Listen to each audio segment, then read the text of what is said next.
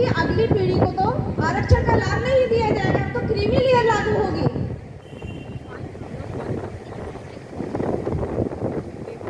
अरे इतना ही नहीं, अब तो सुप्रीम कोर्ट कह रहा है कि SC, ST, OBC वर्ग में वर्गीकरण होगा और जिन लोगों को अभी तक सरकारी नौकरियों में आरक्षण का लाभ मिल चुका है, अब उनके बच्चों को सरकारी नौकरियों में आरक्षण का लाभ नहीं मिलेगा।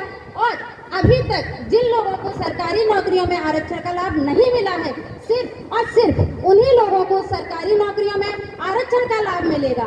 अब आप ही बताइए कि वर्गीकरण आरक्षण में ही क्यों?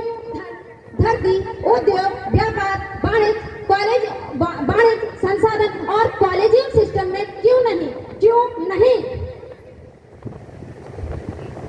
अरे क्रीमी लेयर का लालच देकर तो ये हमसे हमारा आरक्षण भी छीन रहे हैं और हम SC, ST, OBC वालों को तोड़ने का काम कर रहे हैं और कहते हैं कि हम बराबरी पर हैं। हम कहाँ हैं बराबरी पर?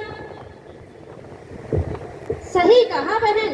इतना ही नहीं, मैं तो MP के सागर जिले की रहने वाली हूँ और यहाँ ग्वालियर में एक प्रोफेसर हूँ। इतना अच्छा पद होने के बाद भी जब मैं अपने गांव सागर जाती हूँ तो मुझे आज भी मुझे अपने गांव के बाहर से अपने पैरों से चप्पलों को उतार कर हाथों में लेकर और अपने घर तक नंगे पांव मुझे अपने घर तक जाना पड़ता है। इतना जातिवाद, इतनी विषमता और इतना भेदभाव, इतना अपमान।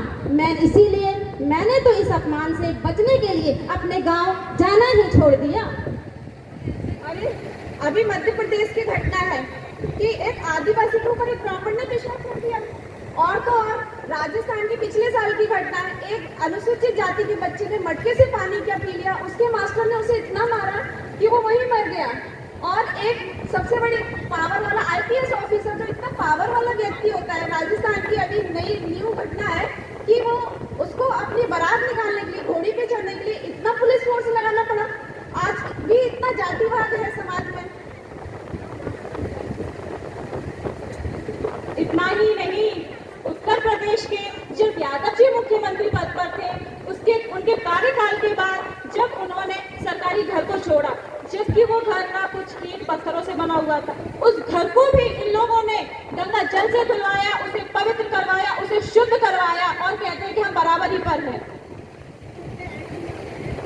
अरे यही नहीं, आपको नहीं पता, हमारे जो पिछले राष्ट्रपति SC वर्ग सिर्फ अनुसूचित जाति का होने के कारण उन्हें मंदिर तक में नहीं घुसने दिया गया। अब आप ही सोचिए कि राष्ट्रपति, मुख्यमंत्री जैसे उच्च पदों पर आसीन लोगों के साथ में इतना जातिवाद और भेदभाव हो रहा है, तो हम जैसे लोग तो इनके सामने लगते ही क्या हैं?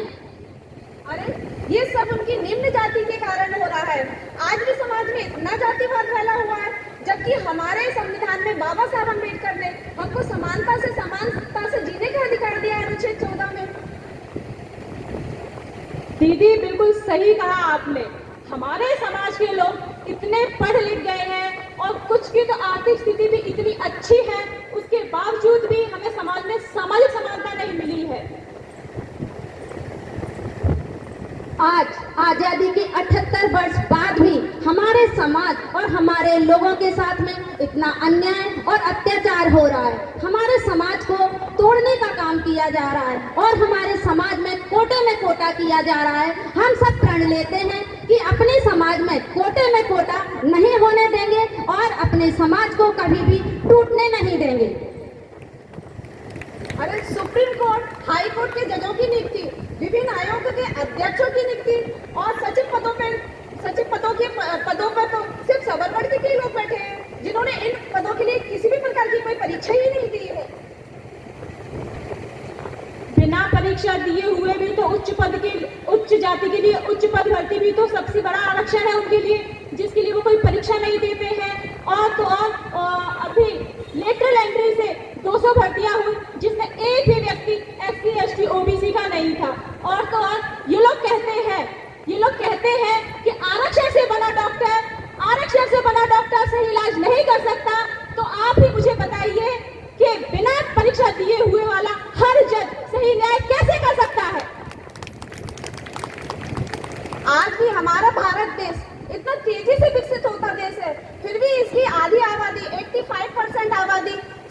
से जीने के लिए और संविधान को बचाने के लिए आज भी हम लोग संघर्ष कर रहे हैं।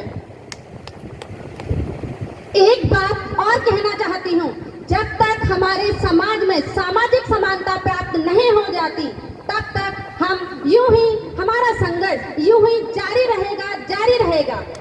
बाबा साहब ने कहा था, शिक्षित बनो, संगठित रहो,